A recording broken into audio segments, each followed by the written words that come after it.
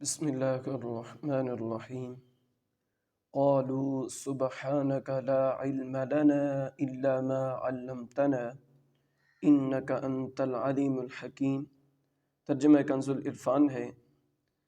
فرشتوں نے اللہ رب العزت کی بارگاہ میں عرض کی، اے اللہ تو پاک ہے، ہمیں تو صرف اتنا علم ہے جتنا تو نے ہمیں سکھا دیا، بے شک تو ہی علم والا حکمت والا ہے۔ لا علم لنا الا ما علمتنا، ہمیں صرف اتنا علم ہے جتنا تو نے ہمیں سکھا دیا۔ حضرت آدم علیہ السلام کے علمی فضل و کمال کو دیکھ کر فرشتوں نے بارگاہ الہی میں اپنا عجز کا اعتراف کیا اور اس بات کا اظہار کیا کہ ان کا سوال اعتراض کرنے کے لیے نہ تھا بلکہ حکمت معلوم کرنے کے لیے تھا، اور اب انہیں انسان کی فضیلت اور اس کی پیدائش کی حکمت معلوم ہو گئی ہے جس کو وہ پہلے نہ جانتے تھے۔ اس آیت سے انسان کی شرافت اور علمی فضیلت ثابت ہوتی ہے، اور یہ بھی کہ اللہ تعالیٰ کی طرف سے تعلیم کی نسبت کرنا صحیح ہے۔ اللہ تعالیٰ کی طرف تعلیم کی نسبت کرنا جو ہے کیا ہے، یہ صحیح ہے، اگرچہ اس کو معلم نہ کہا جائے گا، معلم نہیں کہیں گے، تعلیم کہہ سکتے ہیں، کیونکہ معلم پیشہ اور تعلیم دینے والے کو کہتے ہیں اور اللہ تعالیٰ اس سے پاک ہے۔ یعنی آپ معلم نہیں کہہ سکتے، تعلیم دینے والا کہہ سکتے ہیں۔ کیا کہہ سکتے ہیں؟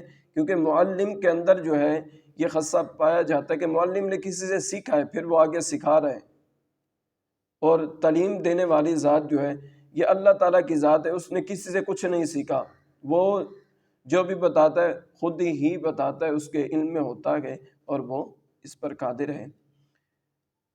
اگلی آیت کریمہ سماعت فرمائیں۔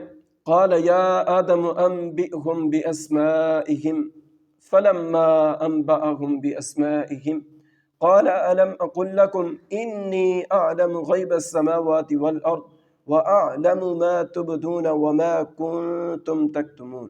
ترجمہ کنز العرفان۔ پھر اللہ نے فرمایا، اے آدم تم انہیں ان اشیاء کے نام بتا دو۔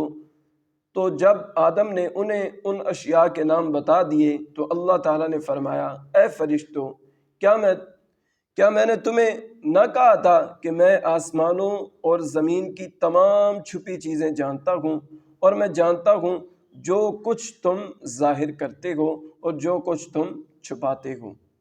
عالم ما تبدون وما کنتم تکتمون، میں تمہاری ظاہری و پوشیدہ باتوں کو جانتا ہوں۔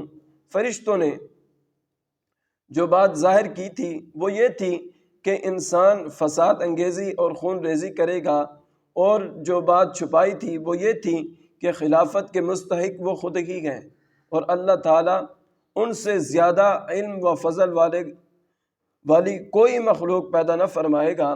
اللہ تعالیٰ ان سے زیادہ علم و فضل والی کوئی مخلوق پیدا نہ فرمائے گا۔ آیت سے یہ بھی معلوم ہوا کہ فرشتوں کے علوم و کمالات میں زیادتی ہوتی ہے۔